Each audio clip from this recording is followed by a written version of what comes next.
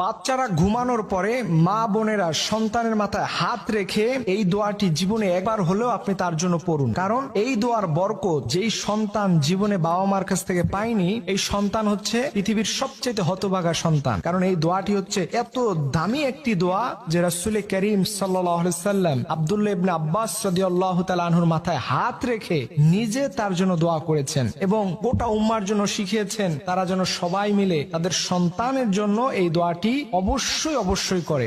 ভালো মানুষে সে পরিণত হবে এবং এর মাধ্যমে তার মাথার ব্রেন শক্তি, তার মেধা শক্তি এত বেশি বৃদ্ধি পাবে যে আপনি কল্পনাও করতে পারবেন না। এর জন্য রাসূল সাল্লাল্লাহু আলাইহি সাল্লাম আমাদেরকে শিখিয়েছেন যে অবশ্যই এই দোয়াটি তার মাথায় হাত রেখে ঘুমানোর পরে তোমরা পড়বে, আল্লাহুম্মা ফাক্কিহু ফিদ্দীন ওয়া আল্লিমহু তাউইলা।